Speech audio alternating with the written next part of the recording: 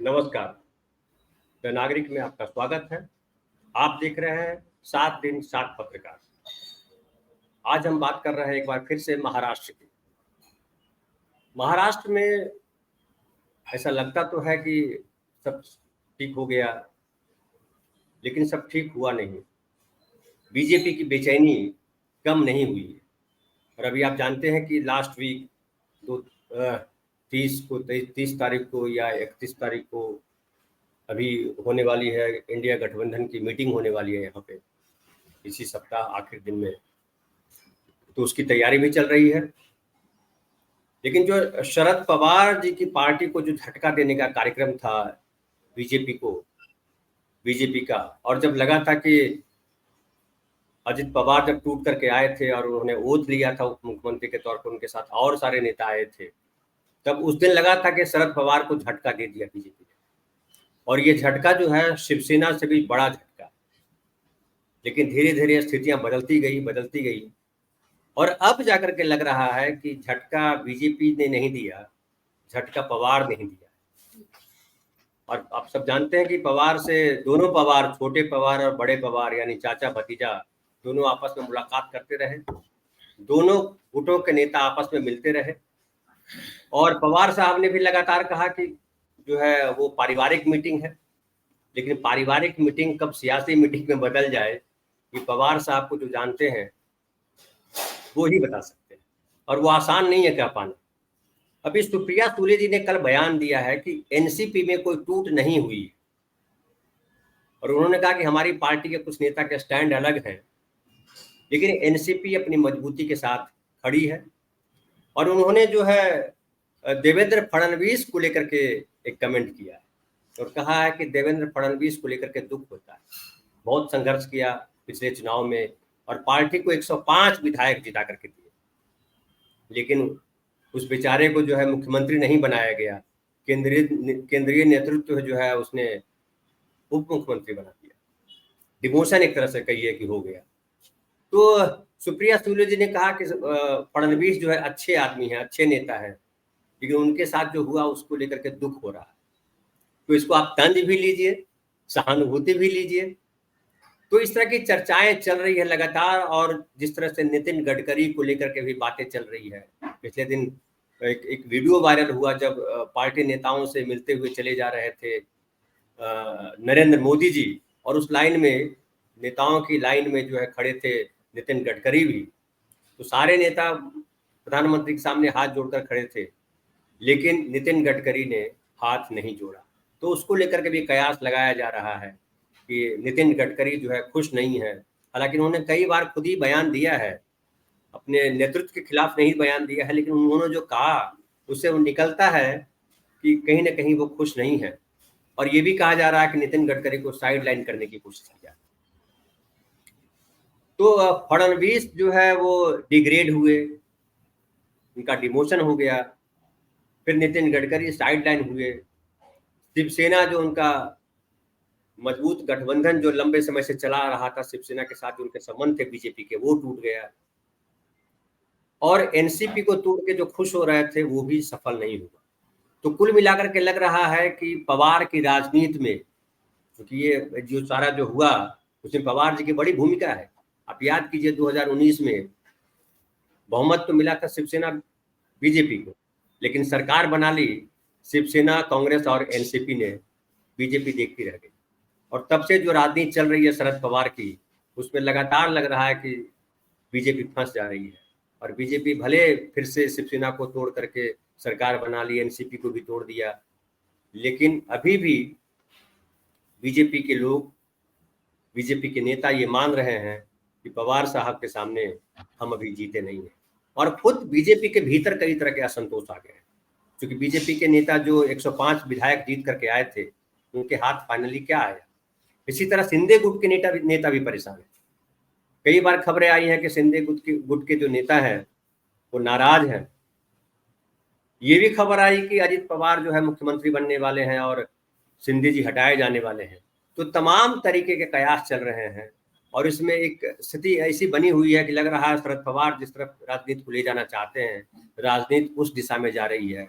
मोदी शाह की दिशा में राजनीति महाराष्ट्र की नहीं चल रही है।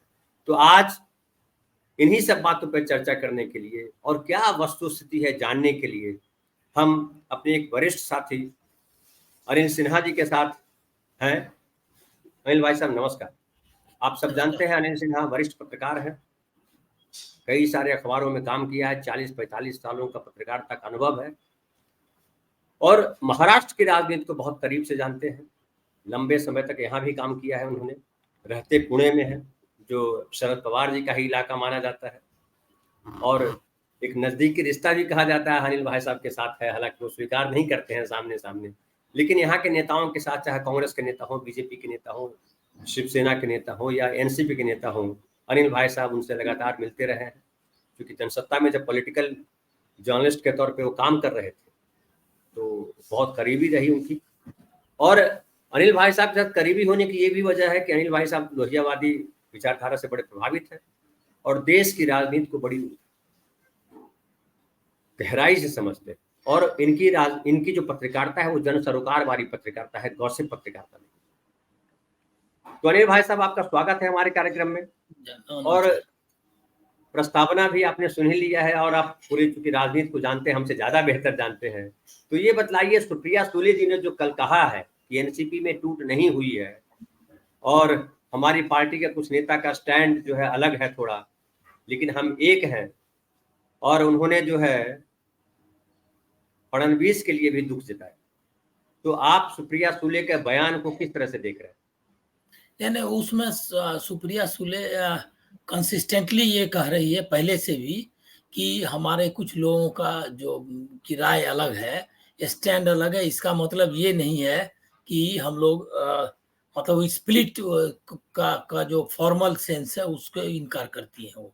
और उनका कहना है क्या कि कुछ लोग चले गए और कुछ लोग उनकी राय अलग थी। इसका ये थोड़ी ही हो गया क्या कि हमारा बाकी संबंध, उनका कहने का है कि न फैमिली उससे टूटी है और न पार्टी में टूटी है। विचारों को लेकर के मतभेद है और वो मतभेद जो है लोगों ने अभिव्यक्त किया। और उसमें आगे ये भी उन्होंने कहा है कि उसके बारे में असेंबली में लिख करके दे दिया गया, उनको पार्टी से जो है निकाल देने का या समझिए कि उन पर कार्रवाई हो डिफेक्शन का, इसके लिए हमने लिख के दिया। ये भी सुप्रिया सुले बोली है।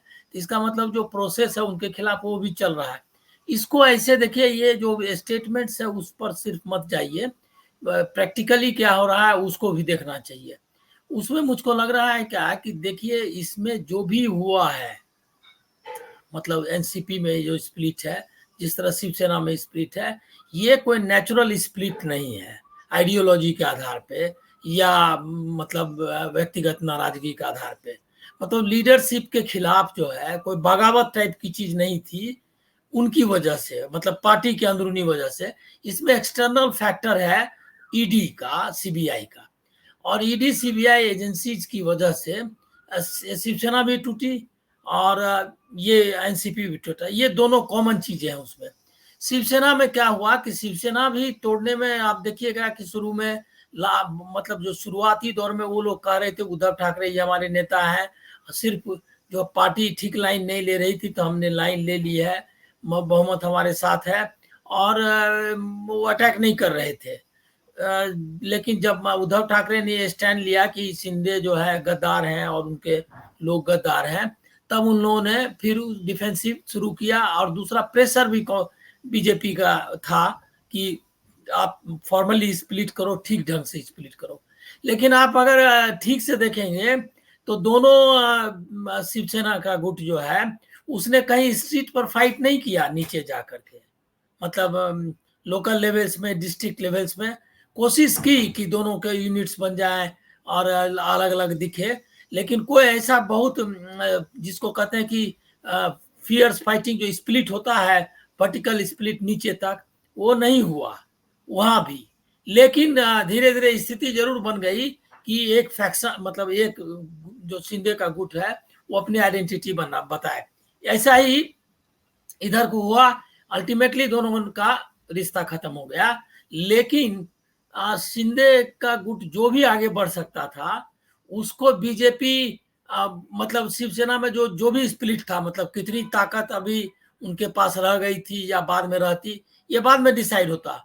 लेकिन इसके पहले ही बीजेपी का विश्वास उन पर उठ गया कि ये टेक ऑफ नहीं हो रहा है, तो उन्होंने एनसीपी को स्प्लिट करा दिया। अब एनसीपी के स्प्लिट में फर्क उससे ये है कि एनसीपी में जिस तरह से मतलब शिवसेना में जिस तरह दो फाड़, मतलब एक तरह से दोनों अलग अलग हो गए अल्टीमेटली, भले ही वो नीचे तक नहीं जा पाया उस तरह से, लेकिन यहाँ वो नहीं हुआ। यहाँ तुरंत अजीत पवार ने पहले राउंड में तो अजीत पवार ने शो किया कि हम कंप्लीटली अलग हो गए हैं, और उन्होंने ऐसा भी किया कि जो रैली ली वो जो बांद्रा में जो MIT कॉलेज ये में कैंपस में, उसमें उन्होंने काफी अटैक भी किया कि उम्र हो गई है, छोड़ना चाहिए, उनकी गलतियों की वजह से मैं चीफ मिनिस्टर नहीं बन पाया और हम तो मोदी के साथ जाएंगे टाइप का अपना भाषण दिया। उससे लग रहा था कि स्प्लिट अब फॉर्मली काफी ज्यादा हो गया है। और प्रफुल्ल पटेल ने भी कहा कि हमारे पास भी बहुत कुछ कहने के लिए है और हम भी बताएंगे वगैरह। मतलब अटैक जो है पवार पर काफी होने लगा। पवार ने भी इन पर अटैक किया कि ईडी की वजह से गए हैं, इन लोगों को सबक सिखाएंगे वगैरह, हम अपनी यात्रा शुरू कर रहे हैं। ये जो फेस ऑफ था, जो आमना सामना था, ये कन्फ्रंटेशन बीच में किन्हीं वजहों से, या तो हमको लग रहा है क्या कि जब तक पोर्टफोलियो का विभाजन नहीं हुआ था ये का अजीत पवार का, तब तक उसने इस तरह का एग्रेसिव पोस्चर लिया उन्होंने। मतलब मैं पॉलिटिकली देख रहा हूं, अंदर में हो सकता है कि कुछ और वजह भी हो जो कि दोनों में पैचअप हुआ, लेकिन पोर्टफोलियो के पहले हमें क्या लग रहा है, पोर्टफोलियो के बाद ही जब सेशन शुरू हुआ विधानमंडल का, उसके पहले दोनों ने ये कर लिया, समझौता कर लिया एक तरह का, क्योंकि गए पवार से मिलने। अब जब आप जिसके खिलाफ बगावत कर रहे हैं उनसे आप क्लोज डोर मीटिंग कर रहे हैं, और वो भी बाकी लोगों के साथ, जयंत पाटिल भी मौजूद है, दोनों पार्टी का मतलब जो इम्पोर्टेंट प्लेयर्स हैं, जितेंद्र आव्हाड भी मौजूद है। इसका मतलब कि अजीत पवार ने अपनी सफाई पेश की कि हम किन परिस्थितियों में आए हैं, मतलब ऐसा मेरा अनुमान है। और पवार ने भी उनको कहा कि हम क्या कर सकते हैं, हमको तो करना पड़ेगा, मैं बीजेपी के साथ नहीं जाने वाला हूं। ये स्टैंड उनका क्लियर था पहले से भी, बाद में भी। तो इन लोगों ने एक चीज तय किया हुआ है जो हमको लग रहा है, जिसका कि आप निकाल सकते हैं अर्थ, वो ये है कि पवार और अजीत पवार ने दोनों के बीच में एक तरह का समझौता ये हो चुका है कि एनसीपी को स्प्लिट नहीं करना है नीचे के लेवल तक। मतलब पार्टी स्प्लिट नहीं है, लेजिस्लेचर पार्टी स्प्लिट हुई है, उसमें भी वो दोनों कोशिश कर रहे हैं। क्योंकि विधानमंडल में दोनों क्या हुआ कि एब्सेंट रहता था, कभी वोटिंग डिमांड ही नहीं किया ताकि ये पता चले कि कौन किधर बैठा हुआ है, और लोग साइन करके अपना निकल जाता था। मतलब ये अभी तक क्लियर नहीं हुआ है कि कितने एमएलए अजीत पवार के साथ है और कितने एमएलए शरद पवार के साथ है। क्योंकि ज्यादातर एमएलए का मानना है कि हम शरद आ तो गए हैं आपके साथ, लेकिन अजीत पवार, ये शरद पवार हमें नेता है। और इसलिए आप देखेंगे फोटो वोटो का भी चक्कर था, और ये बार बार उनको कहते रहे। अब ये कहने के लिए उन्होंने कहा या पता नहीं, लेकिन ये रुका नहीं, डे 1 से बोल रहे हैं कि हमारे फोटो मत लगाओ, लेकिन उसके बाद भी फोटो वो लगा रहे हैं और उसका कोई कार्रवाई नहीं हो रही है। दूसरा है कि उन्होंने टाइम मांग लिया है चुनाव आयोग में भी। चुनाव आयोग में जो नोटिस आई थी उसमें शरद पवार के गुट ने मांग लिया कि भाई हमको टाइम दीजिए, तो वो टाइम ले लिया है।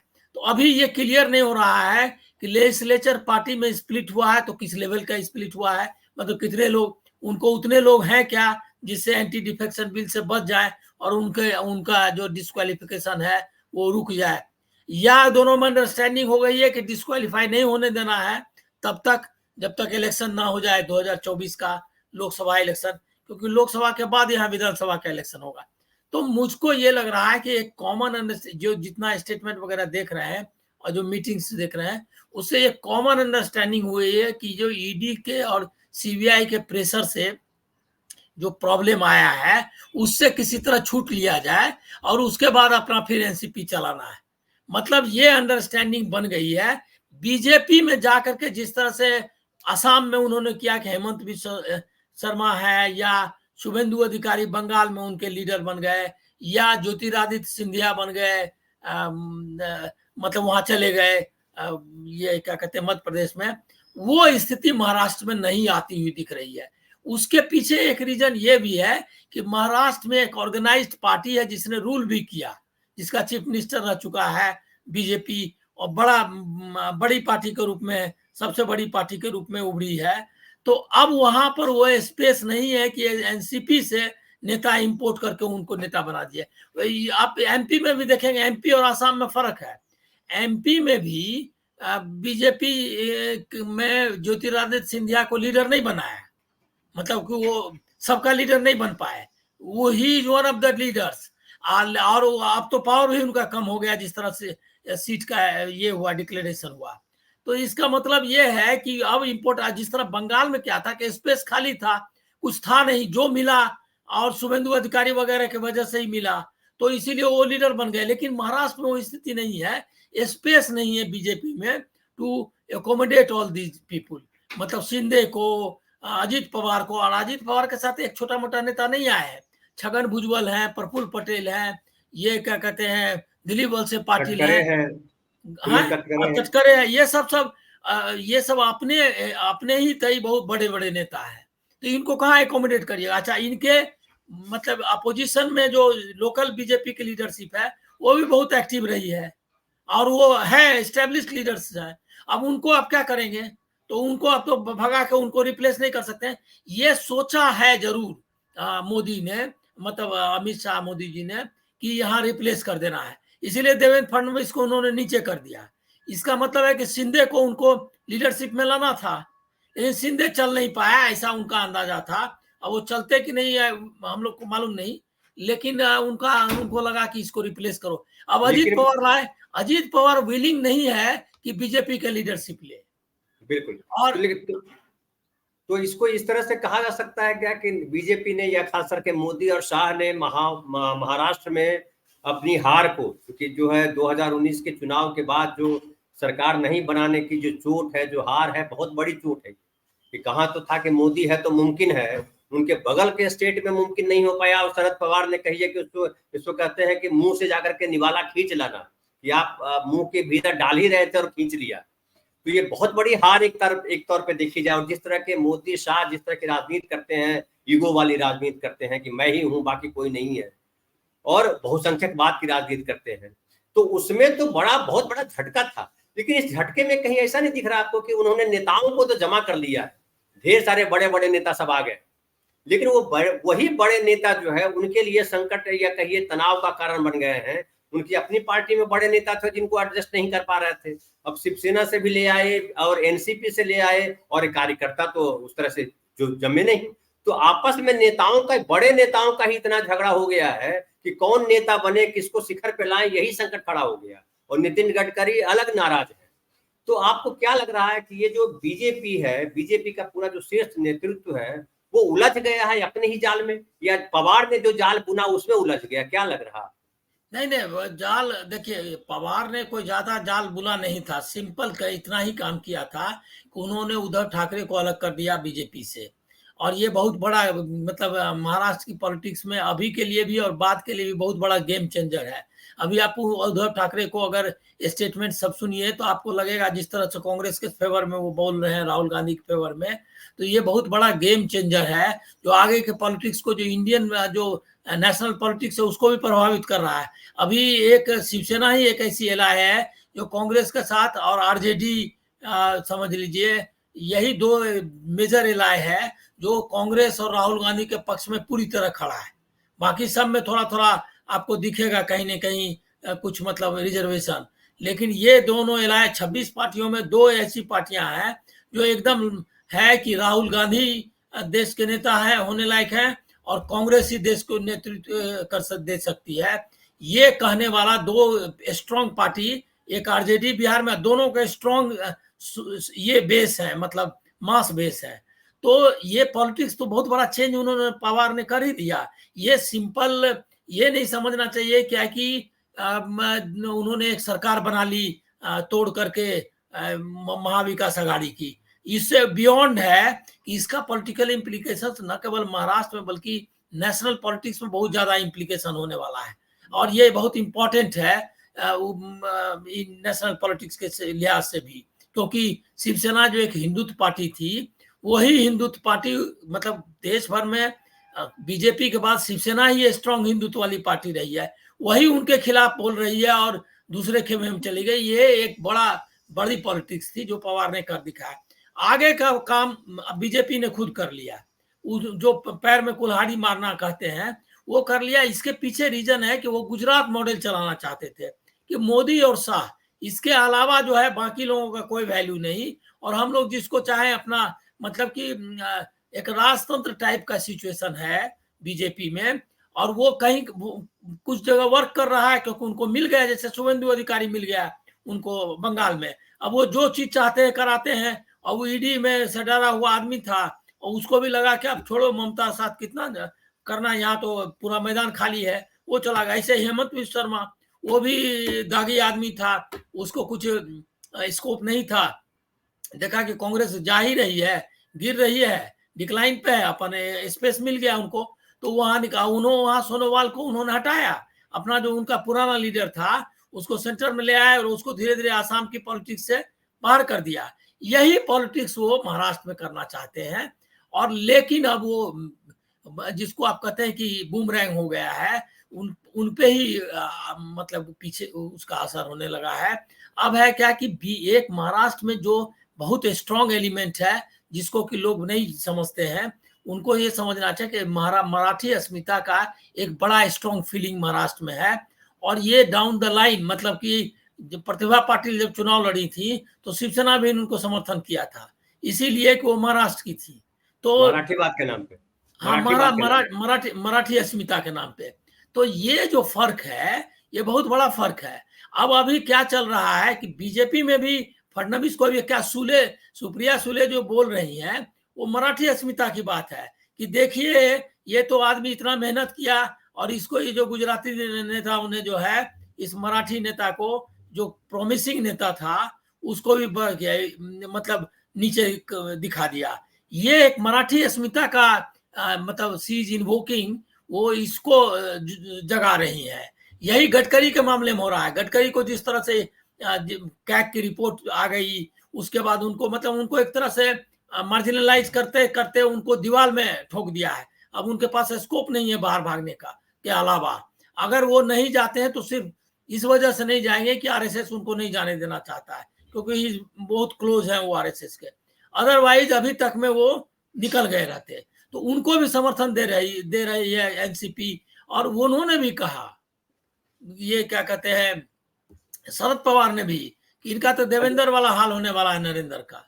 तो भाई साहब आपने कहा, मैं आपको बीच में रोक रहा हूँ, सॉरी, आपने कहा कि जो है नितिन गडकरी को लेकर के या जो है मराठीवाद को लेकर के, खास करके कि मराठी अस्मिता की बात आती है तो हाँ, मराठी अस्मिता की, हाँ, मराठी प्राइड की जब बात आती है तो सब पार्टियां प्रतिभाताई पाटिल के लिए राष्ट्रपति के समय जो है, जो शिवसेना जो बीजेपी की बहुत क्लोज थी और उसमें बाला साहब ठाकरे थे, तो भी उन्होंने स्पष्ट कह दिया था वाजपेयी जी को कि भाई हम तो प्रतिभा पाटिल के साथ हैं, क्योंकि वो हमारे मराठी प्राइड की बात है, खुलेआम कहा था।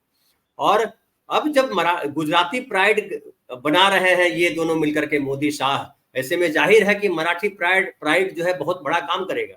तो क्या आपको लग रहा है कि जिस तरह से महाराष्ट्र के नेताओं के साथ खिलवाड़ किया, मैं इसको खिलवाड़ मानता हूँ, अपनी पार्टी के नेताओं के साथ भी खिलवाड़ किया, उनको भी कहीं डिग्रेड किया और कहा कि तुम सब नीचे हो, चाहे वो नितिन गडकरी हो, चाहे वो एकनाथ खड़से हो, चाहे वो देवेंद्र फडणवीस हो, या उनकी मुंडे जी की बेटी पंकजा मुंडे हो, सबको उन्होंने डिग्रेड किया, किसी को उभरने नहीं दिया अपने सामने। दूसरी तरफ जो है चाहे वो शिवसेना के उद्धव ठाकरे हो, अब बताइए कि मोदी जी को मुख्यमंत्री बनाए रखने में कितना बड़ा योगदान रहा बाला साहब ठाकरे का। आपको याद होगा कि उस समय जब वाजपेयी जी ने कहा था कि राजधर्म नहीं निभा रहे हैं, आप राजधर्म निभाइए, और मुख्यमंत्री पद से उनको हटाने की बात आई थी, अडवाणी जी ने कहा था मत हटाइए, और अडवाणी जी पर्सनली मिलने आए थे मातोश्री बाला साहब ठाकरे के पास कि आपकी बात सुनते हैं वाजपेयी जी, उनको कहिए कि जरूरी है गुजरात में नरेंद्र मोदी। और बाला साहब ने कहा था, और उसके बाद वाजपेयी जी ने भी जो है वो मुद्दा छोड़ दिया। बावजूद इसके मोदी जी ने उद्धव ठाकरे के साथ या शिवसेना के साथ क्या किया वो जग जाहिर है। तो क्या ये सब कुल मिला के समझिए कि ये मराठी प्राइड जो है उस पर मोदी शाह का हमला है, वो कहीं ना कहीं पीछे चलता रहता है। गुजराती मराठी का एक है पीछे, जो मोरारजी भाई देसाई ने शुरू किया था, और 105 106 लोग मारे गए थे अपना बॉम्बे अलग करने के, मुंबई के लिए। तो क्या वो कहीं से कनेक्शन होता है, कहीं से जुड़ रहा है? वो भी अभी भी चूंकि भावनात्मक मुद्दा है, तो भावनात्मक तौर पे कहीं वो काम कर रहा है क्या ईगो के पीछे? नहीं नहीं, ये तो देखिए, मतलब मैं नहीं जानता कि एग्जैक्टली वो सच में मराठी मतलब गुजराती अस्मिता की वजह से ऐसा है, या पर्सनल उनका अपना एम्बिशन है उसको, उसकी वजह से है। लेकिन गुजरात का जो डोमिनेंस है ब्यूरोक्रेसी में या जो डिसीजन मेकिंग में, वो बहुत बढ़ गया है। बल्कि वो उस कंसिडरेशन से बहुत कुछ प्रभावित हो रहा है, जो अडानी के केस में आप देख चुके हैं कि उन्होंने ऑस्ट्रेलिया और बाकी जगह जो है उनका एक तरह से लॉबिंग की उनके पक्ष में, जो हिंदुस्तान में कभी हुआ नहीं है। विदेशों में कई बार हुआ, उसमें भी मतलब लोगों को आलोचना का शिकार होना पड़ा, लेकिन विदेश में हो जाता है।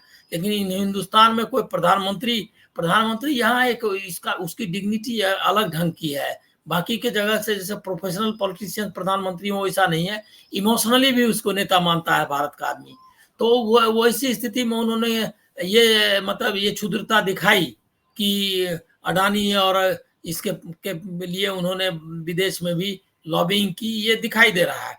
तो ऐसी स्थिति में मतलब ये जरूर है कि मानना पड़ेगा कि कहीं ना कहीं वो रीजनल फीलिंग से भी ग्रस्त हैं और उसका इस्तेमाल कर रहे हैं।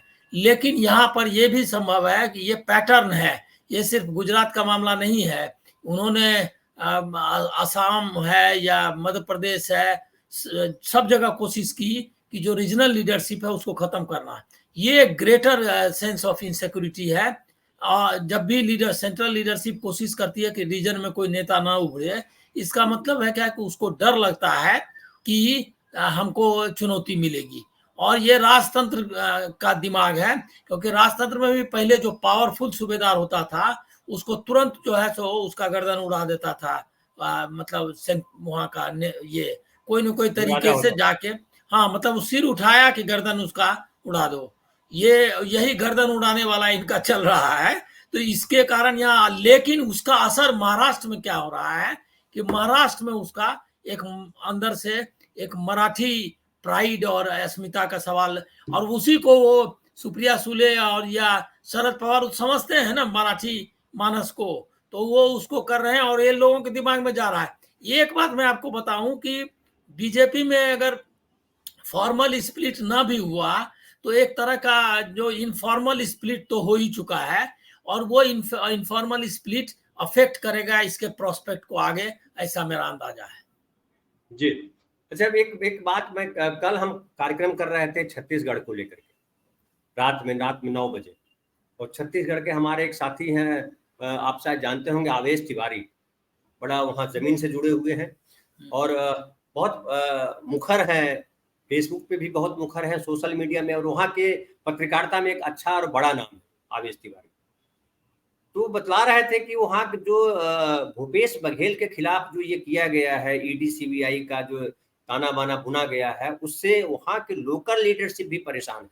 क्योंकि एक तो वहाँ की जो लीडरशिप थी रमन सिंह के साथ, रमन सिंह को एकदम किनारे कर दिया, जैसे आपने कहा भी, और यहाँ भी महाराष्ट्र में भी देख लीजिए कि किस तरह से नितिन गडकरी को किनारे किया गया, किस तरह से एकनाथ खड़से को किनारे किया गया, किस तरह पंकजा मुंडे को किनारे किया गया, किस तरह से देवेंद्र फडणवीस को किनारे करने की कोशिश हुई या किया गया, जो भी कहिए। तो वहां भी लोग बहुत नाराज है, लोकल लीडरशिप नाराज है मोदी जी से। और यहाँ भी देखिए जिस तरह से नितिन गडकरी महाराष्ट्र के एक बड़ा चेहरा थे प्रमोद महाजन और गोपीनाथ मुंडे के जाने के बाद, लेकिन उनको लगातार जो है इन लोगों ने अपमानित करने का काम किया। तो क्या उसका खामियाजा महाराष्ट्र में बीजेपी को भुगतना पड़ सकता है? आपको ऐसा लगता है? काफी होगा, क्योंकि मुझको लग रहा है क्या कि जो 2024 का इलेक्शन होगा, जो ये का लोकसभा का, पहले लोकसभा का है उसके बाद विधानसभा का है, तो लोकसभा के इलेक्शन में ये एक बड़ा मुद्दा होगा, ये मराठी अस्मिता का, ये धीरे धीरे निकल रहा है। और उसके बाद उसका वो जवाब नहीं दे पाएंगे, क्योंकि देवेंद्र फडणवीस, लोग कहेंगे कि आपके साथ क्या हुआ, ये पब्लिक मीटिंग में अभी से बोलना शुरू कर दिया उन्होंने कि आपको किस तरह नीचा दिखाया। अब इसका ये जवाब क्या देंगे? ये भले ही कुछ कुछ बोलते रहते हैं कि देखिए हमारी, हम तो मतलब हमारी नजर तो है कि इसको ये कुर्सी कैसे ठीक से चले वगैरह, मतलब अपना फेस सेविंग करने की कोशिश देवेंद्र फडणवीस करते हैं, लेकिन वो कार्यकर्ताओं को समझा नहीं पाएंगे, क्योंकि कार्यकर्ता भी ये बात समझ रहा है ना कि इसके साथ अन्याय हुआ। तो वो अगर बोल भी रहे हैं, और हम तो अब गडकरी तो हमको लग रहा है कि बोल भी रहे होंगे अपने लोगों को अंदर से। नहीं, एक गडकरी वाला एक लाइन ऐड कर दूं, फिर आप उसको कंटिन्यू कर दीजिएगा। गडकरी वाला एक वीडियो परसों से वायरल हो रहा है, जिसमें बीजेपी नेताओं की पूरी जो है श्रृंखला खड़ी है, लाइन में लगे हुए एक एक करके, और प्रधानमंत्री हाथ जोड़ करके सबके सामने से गुजर रहे हैं। सारे नेता हाथ जोड़े हुए, लेकिन नितिन गडकरी ने हाथ जोड़ने के बजाय अपना हाथ पीछे करके खड़े हैं, ऐसे करके खड़े हैं, और वहां से गुजरते हैं तो भी नितिन गडकरी कहीं हाथ नहीं जोड़ते हैं।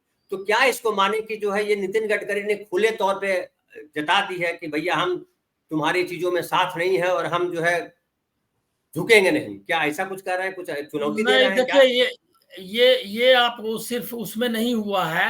आप अगर वीडियो देखिए जो प्रधानमंत्री मतलब भाषण कर रहे थे लोकसभा में, उस समय भी देखिए और उसके पहले भी देखिए कि अमित शाह और नितिन गडकरी दोनों बगल बगल में बैठे हुए, इस तरफ राजनाथ सिंह है, इस बीच में अमित शाह है और उस तरफ नितिन गडकरी है।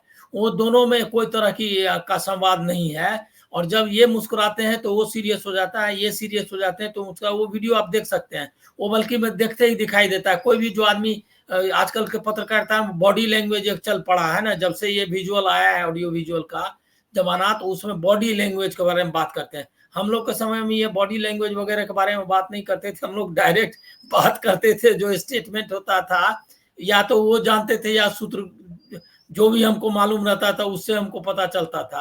ये बॉडी लैंग्वेज वगैरह के चक्कर में नहीं, क्योंकि हम लोग को पता रहता था कि वो लोग मिलते बहुत अच्छे ढंग से हैं, एक दूसरे का पैर किस तरह काटते हैं वो मालूम था। लेकिन आजकल चल गया है कि उन्होंने आंख घुमा करके देखा तो वो जो है सो मुस्कुरा रहे थे, तो वो गिर रहे थे, वो पढ़ रहे थे।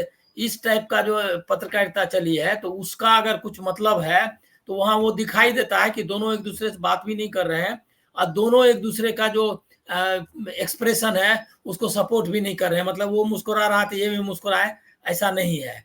तो और कई कई कई कई जगह लगता था कि सब लोग हंस रहे हैं, मुस्कुरा रहे हैं, तो नितिन गडकरी सीरियस है। बीच बीच में कोशिश करते थे कि लगे कि वो भी साथ है, लेकिन ये बहुत ये था, मतलब लेबर्ड जिसको बोलते हैं, परिश्रम करके किया हुआ ऐसा लगता था। तो ये तो है कि नितिन गडकरी उस जगह पर जरूर पहुंच गए हैं जहां से आप देख सकते हैं कि कोई बगावत की बात हो। लेकिन मेरा अभी तक का जो बीजेपी की रीडिंग है उसमें मैं नहीं मानता कि बीजेपी में कोई रिवोल्ट इस तरह का हो सकता है। मतलब नियर टू इम्पॉसिबल है, इसीलिए कि वहाँ आरएसएस के कैडर्स होते हैं। ये सब भी सब हाफ पैंट पहन करके क्या कहते हैं ध्वज प्रणाम करने वाले लोग हैं, नितिन गडकरी या बाकी लोग। तो ये लोग निकल करके पार्टी से चले जाएंगे या डैमेज करेंगे, हम मुझको नहीं लगता। हाँ, ये संभव है कि ये जो असंतोष है इसकी वजह से आरएसएस इन पे प्रिवेल कर सकती है मोदी और अमित शाह पे, कि जो टिकट डिस्ट्रीब्यूशन है या जो है उसमें बाकी लोगों को भी अकोमोडेट करें। और आरएसएस को डिनाई करना इनके लिए असंभव है, ये हमको लग रहा है। क्योंकि मध्य प्रदेश में भी जिस तरह ज्योतिरादित्य को बिठाना चाहते थे, बिठा नहीं पाए, इसका मतलब आरएसएस उसमें इंटरवीन किया है।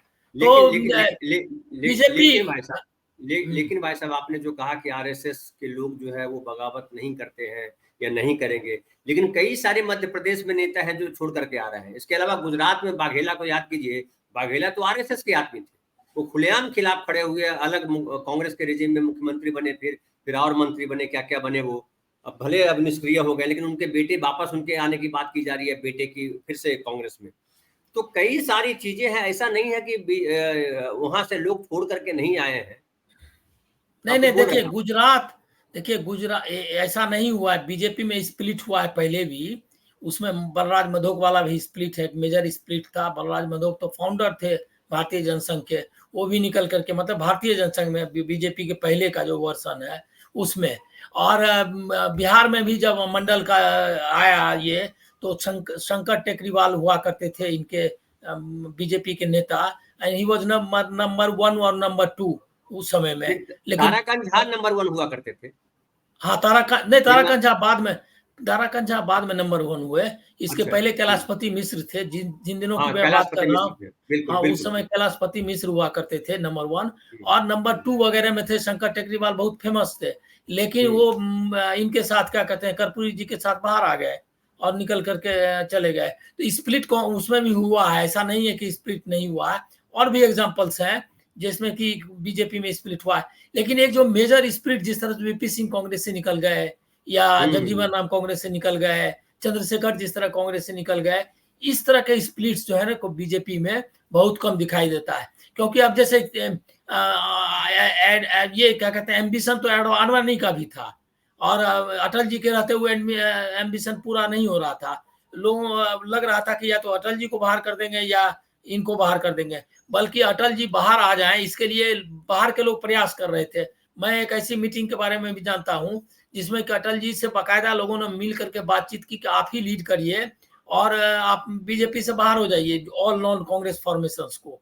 और उसमें लेकिन उन्होंने कहा कि तो आपको पता नहीं है कि मैं जो है इससे बाहर आकर के, मतलब आरएसएस के से विद्रोह करके जिंदा नहीं बचूंगा। जिंदा मतलब कि हमको पॉलिटिकली वो जिंदा नहीं रहने देंगे, क्योंकि मेरा सारा जो सब कुछ है वो आरएसएस के ही भरोसे चलेगा। तो उन्होंने क्या लग रहा अलग है आपको कि नितिन गडकरी इसीलिए घुटन में है, बावजूद इसके रह रहे हैं? अभी ये चर्चा ये भी की जा रही है कि नागपुर से इस बार टिकट नहीं दिया जाएगा और देवेंद्र फडणवीस को टिकट दिया जाएगा नागपुर से उनकी सीट देखिए, पर। एक चीज मैं आपको बताऊं कि नितिन गडकरी, मतलब नागपुर के ही कई लोगों ने मुझको कई बार बताया है कि नितिन गडकरी निकल कुछ विद्रोह करेंगे, लेकिन ये मैं 3 साल से सुन रहा हूं। और कई मौके ऐसे आए जिस पर वो विद्रोह कर सकते थे। मेरा जो रीडिंग है वो ये है कि अंत में नितिन गडकरी रिकॉन्साइल करेंगे जो भी उनको सिचुएशन है, जिस तरह से आडवाणी ने रिकॉन्साइल किया था। आडवाणी जिस समय सीन से बाहर हुए, उस समय इंडिया में मतलब उनके लेवल का लीडर्स बहुत कम था जीवित, और बहुत पावरफुल नेता थे, लेकिन उनको ऑप्ट आउट करना पड़ा क्योंकि पार्टी पर इस तरह का ग्रिप है। वहां बकायदा देखिए संगठन मंत्री होता है बीजेपी में, आप स्ट्रक्चर समझ लीजिए। संगठन मंत्री होता है बीजेपी में जो बकायदा आरएसएस नियुक्त करता है। आप दुनिया में आपने ऐसा कोई देखा है कि पॉलिटिकल पार्टी का लीडरशिप कोई दूसरा, बाकी मंत्री वगैरह से नियुक्त करना पार्टी करती है, लेकिन पार्टी का एक दूसरा जो संगठन है जो कि खुद मतलब पॉलिटिक्स भी नहीं, मैं नहीं ऐसा बोलता हो, उसका आदमी यहाँ पर डेप्यूट होता है। डेप्यूट मतलब बकायदा आरएसएस से ये उनको ये किया जाता है, डिप्यूट किया जाता है। और हर एक स्टेट में उनका एक आदमी होता है जो वहाँ स्टेट में जो ये है क्या कहते हैं लीडरशिप है, वहां पर वो जनरल सेक्रेटरी या कोई पोस्ट होता है, और वो बकायदा तय करता है। सौदान सिंह हुआ करते थे छत्तीसगढ़ में, वो बकायदा डिसाइड करते थे कि कौन नेता बनेगा। अभी सौदान सिंह मेरे ख्याल में थोड़ा सा पीछे हो गए हैं, लेकिन अभी कहीं राजस्थान, आप कहाँ पर हैं अभी ध्यान देखना पड़ेगा। अभी रामलाल थे, अभी ये जो बीएल संतोष है वो वही संगठन मंत्री है। ये सब इनको सारा जो ऑर्गेनाइजेशनल सेटअप है, पॉलिसी मैटर्स है, उस पे वो आरएसएस का क्या कहना है ये कम्युनिकेट करने के लिए रहते हैं। और वो आरएसएस से डायरेक्ट, आरएसएस के ही आदमी डेप्यूट होते हैं। राम माधव थे वो जनरल सेक्रेटरी, किस हैसियत से थे, उनको राम माधव ने किया। बाद में जब यहाँ उनका गड़बड़ हो गया मामला कई वजहों से, करप्शन वगैरह के भी चार्जेस लग गए, तो राम माधव को वापस लिया, वो वापस चले गए अपना इसमें क्या कहते हैं आरएसएस में, और अभी आरएसएस में काम कर रहे हैं। तो इसलिए वो वहां का स्ट्रक्चर एकदम अलग है। आरएसएस का बंदा, मतलब आरएसएस का जो लोकल लेवल की जो डिस्ट्रिक्ट लीडरशिप है उस पर भी उसका कंट्रोल है। तो ये कोई नहीं, इवन मोदी के बारे में मैं आपको बोल रहा हूं कि मोदी एक हद तक ही जा सकते हैं। जिस समय अगर आरएसएस डिसाइड कर लेगा कि मोदी को नहीं रहना, ये अब सुब्रमण्यम स्वामी ने अभी हाल में, मेरी एक मित्र है उनके इंटरव्यू में भी उसने कहा कि आरएसएस चाहेगा तो थोड़े ही रह पाएंगे, और एकदम करेक्ट है। जी अनिल भाई साहब, एक लास्ट सवाल और करेंगे, लेकिन उसके पहले एक दर्शक हैं अभी नए नए जुड़े हैं, वो कह रहे हैं, अरुण कुमार उनका नाम है, 2014 के बाद देश में ढेर सारे चैनल और लाखों वरिष्ठ पत्रकार दिखने लगे। सबका लक्ष्य एक ही है, मोदी विरोध, देश विरोध, धर्म विरोध। अरे अरुण कुमार भाई, मुझे लगता है 2014 के बाद आप पैदा हुए, आपको नहीं पता पत्रकारिता देश में किस तरह चल रही थी। और ये जो पत्रकारिता है ना, वो सरकार की तारीफ करना नहीं है, और देश का जो ठेका आपने नहीं लिया हुआ ना, मोदी जी ने ठेका लिया हुआ कि देश हम ही बचाएंगे। मोदी जी से पहले देश का गर्त में था, चंद्रयान 3 जो है लॉन्च हुआ, यही खाली देश है, इसके पहले और कुछ हुआ था? आप लोग इतने जो है बेशर्मी से इस तरह की बातें रखते हैं कि आपको 10वीं क्लास का बच्चा जो है कहेगा कि इसको कुछ पढ़ा लिखा भी नहीं। इस तरह की बातें यहाँ मत कीजिए, समझ गए? हम उनमें से नहीं है जो फालतू बकवास सुने, वो जाके सुनाइए जो गोदी चैनल है या गटर चैनल है, उस पर इस तरह की बकवास कीजिए। यहाँ पे बिल्कुल मत आइए इस तरह से, और हम बिल्कुल बर्दाश्त नहीं करेंगे। पत्रकारिता आप मत सिखाइए। पत्रकारिता का मतलब होता है विपक्ष के साथ खड़ा होना, सरकार के साथ पत्रकारिता करना नहीं होता। आपका पत्रकारिता का पढ़ नहीं आपको पता है, यहाँ लेक्चर देने के लिए आए हैं आप। जी अनिल भाई साहब, मैं आपके पास वापस आता हूँ। ये कुछ बदतमीज किस्म के लोग जो है हर जगह प्रकट हो जाते हैं। अरे ऐसे थोड़ा होती है। आप जो है आप एकदम सीधा आरोप लगा दोगे कि जो है मोदी जी क्या कर रहे हैं, आप गिनो तो। आप वैज्ञानिक क्या दृष्टिकोण है उनका? मंदिर बनाना, अभी मध्य प्रदेश में कहा है कि वो हनुमान लोक बना रहे हैं, वो राम लोक बना रहे हैं, हनुमान लोक बना रहे हैं। वहीं पे जाकर के पढ़ाई करोगे क्या? वहीं पे जाकर के बच्चे को भेजोगे पढ़ने के लिए, नौकरी करने के लिए? नौकरी करने के लिए भेजोगे कि सरकार जॉब नहीं दे रही? नहीं, उनसे आप पूछिए कि इसरो अगर जवाहरलाल नेहरू ने बनाया था तो चंद्रयान 3 आज जाता नहीं था। ये वो पैदाइश है जो सब 2014 के बाद हुआ। आजादी भी 2014 के बाद मिली थी। आपको याद होगा, कंगना रनौत एक हीरोइन है, उसने कहा था कि 2014 के बाद आजादी मिली। तो कितना इसरो बनाया इसने मोदी जी? अरे एक एम्स बनाया क्या? एम्स बनाने में कितनी मेहनत लगी थी और किस तरह से राजकुमारी अमृता कौर ने बनाया था, मालूम है इनको? नहीं, दरभंगा में गाय चल रही है और बता दिया कि एम्स चालू हो गया। एम्स बन रहा, तो इनको दिखाई नहीं पड़ता अरुण कुमार डोडिया जी को। डोडिया जी कुछ पढ़िए लिखिए, आपके बच्चे नहीं तो बर्बाद हो जाएगा भविष्य उनका, इस समय रहिएगा। खैर, आखिर सवाल ये है अनिल भाई साहब कि क्या आपको लग रहा है फाइनल में कि पवार ने घेर लिया है या पवार फंस गए हैं? क्या लग रहा है आपको? नहीं, घेर तो देखिए, पवार तो घिर गए, इसमें कोई डाउट ही नहीं है। क्योंकि ये भी उनकी पार्टी को, जो उनका सबसे जो इम्पोर्टेंट लीडर है, उसी को वही चला गया उनको, मतलब दूसरे पार्टी में जा करके, तो ये तो ऑब्वियस है। लेकिन वो जो चला गया है, और ये जो ईडी का आक्रमण है, मतलब ये समझिए कि एक तरह से सेंटर और ईडी का आक्रमण उन पे था। इस हमले से बचने के लिए वो बहुत ही सधे हुए ढंग से चल रहे हैं और अल्टरनेटिव लीडरशिप भी पैदा कर रहे हैं। ये देख लीजिए, एक और चीज मैं आपको जोड़ दूं इसमें, उन्होंने जैसे एओला में जाकर के छगन भुजबल के बराबर की एक नेता अमोल कोल्हे जो ये है एमपी है, उनको खड़े करने के लिए उनको बता दिया लोगों को कि यही आपका नेता है। इसी तरह बीड में जाकर के संदीप क्षीरसागर को उन्होंने खड़ा कर दिया और वो बताया कि धनंजय मुंडे नहीं है ओबीसी का नेता, यही है नेता। तो वो अल्टरनेटिव भी पैदा कर रहे हैं। मतलब ये नहीं है क्या कि इनके भरोसे बैठे हुए। अगर ये लोग इसमें से, जैसे कि कुछ लोग चाहेंगे कि हम बीजेपी में ही एकोमोडेट हो जाए, ये जो 9 लोग गए हैं इसमें से कुछ लोग ऐसा भी चाहेंगे कि अगर बीजेपी में एकोमोडेट हो सकते हैं, जिनको मान लिया है मुख्यमंत्री नहीं बनना है और जिनको कि लगेगा कि मुख्यमंत्री हम नहीं बन सकते, वो चाहेंगे कि अपना बीजेपी में ही अपना जगह अपनी बना लें। तो ऐसे लोग भी हैं, लेकिन उनका काट भी वो कर रहे हैं कि उनकी जगह दूसरा नेता तैयार करने का। मतलब कि पवार जो ये आया है अटैक, उसमें ये नहीं है कि छिन्न भिन्न हो गए और अपना हाथ पांव समेट कर बैठ गए कि आओ अपन क्या कर सकते हैं। विलाप करने वाला शख्स नहीं है। इस उम्र में भी वो फाइट दे रहा है और ऐसी स्थिति बन गई है कि बीजेपी जो नैरेटिव बनाना चाहती थी उससे उल्टी नैरेटिव बन जाएगी, ऐसा मेरा अंदाजा है। मराठी अस्मिता की नैरेटिव को फिर करप्शन वगैरह के नैरेटिव से आप डिफीट नहीं कर पाएंगे। अब करप्शन में तो आप ले ही लिया है। नहीं, करप्शन का जो नैरेटिव इन्होंने बनाया था मोदी जी ने 2014 से पहले या उसके पहले, याद कीजिए, अन्ना जी ने करप्शन के खिलाफ भारी आंदोलन किया था, बोला देश में ऐसा आंदोलन हुआ नहीं। वो करो या मरो, दूसरा करो हो रहा था, करो या मरो, कि आप भ्रष्टाचार छोड़ो या देश छोड़ो। लेकिन फाइनली हुआ क्या? देश में भ्रष्टाचार जो है आज इशू नहीं है। किसी सारे नेता जो भ्रष्टाचार में लिप्त है, वो सारे नेता इनके साथ खड़े हो गए या उन्होंने अपने साथ खड़ा करा लिया ढूंढ करके कि उनके खिलाफ आरोप लगाओ और फिर वो भ्रष्टाचारी आपके साथ आ जाएंगे, वाशरूम में ये धुल जाएंगे वॉशिंग मशीन में और फिर नेता हो जाएंगे। तो भ्रष्टाचार तो इशू लग ही नहीं रहा है। किसको जेल भेजा इन्होंने भ्रष्टाचार? उन्हीं को भेजा जो टूटे नहीं, जो झुके नहीं। तो ये नहीं तो क्या देखिए भ्रष्टाचार, देखिए हमको लग रहा है कि उनका वो इरादा भी नहीं है भ्रष्टाचार के खिलाफ मुहिम चलाए या नैरेटिव बनाना। उनका था ये कि जो लीडर्स वगैरह, देखिए वो गलत, हमको लग रहा है कि पॉलिटिक्स के मेथड से नहीं चल रहे हैं, आइडियोलॉजी में भी उनकी उनका विश्वास नहीं है। नहीं तो वो वेट करते मान लिया महाराष्ट्र में कि हिंदुत्व का फोर्सेस आएगा और हम लोग उद्धव ठाकरे को हटा देंगे हिंदुत्व के नाम पर, लेकिन वो नहीं कर पाए। वो कोई फाइट नहीं करना चाहते आइडियोलॉजिकल, वो है क्या कि जोड़ तोड़ से चाहते हैं चलाना, जैसे गुजरात में चला है। गुजरात छोटा स्टेट है, चल गया, इवन बिहार में नहीं चल पाया, वहां उन्होंने कोशिश नहीं की। ऐसा है, उनको तो नीतीश कुमार जैसा इतना बड़ा एलआई था, लेकिन वहां अभी देखिए उनका कुछ चल पा रहा है। नीतीश उधर गए, उसका खत्म, बीजेपी कुछ नहीं कर रही है, और ईडी वीडी घूम रहा है। अरे ईडी से कौन बिहार में कोई डरता है?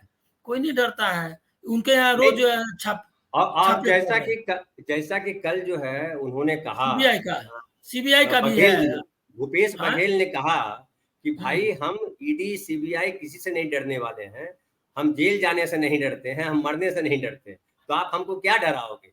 तो ये हाँ तो मतलब इसको कहते हैं उल्टा पड़ जाना ना। हाँ, वो कई जगह हुआ है ऐसा कि इन्होंने कहा है कि भेज दो ईडी, तो वो तैयार ही नहीं है, उसे डरने वाला नहीं है। और हमको लग रहा है क्या कि इन्होंने जो एक बहुत भारी गलती कर दी है कि इन्होंने गडकरी को फ्रंटली अटैक किया है, ये कैग के हिसाब से, मतलब इस एजेंसी का इस्तेमाल करके।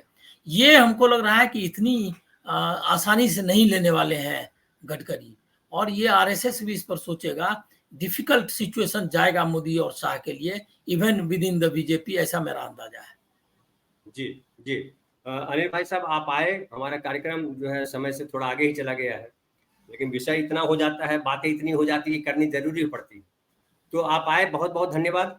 और दोस्तों, जिस तरह से हम देखिए, हमारा कोई एजेंडा मोदी विरोध का नहीं है, हमारा एजेंडा पत्रकार एक ही होता है। पत्रकार सरकार के साथ कभी नहीं होता है। जो पत्रकार सरकार के साथ है वो समझिए आम आदमी से धोखा कर रहा है।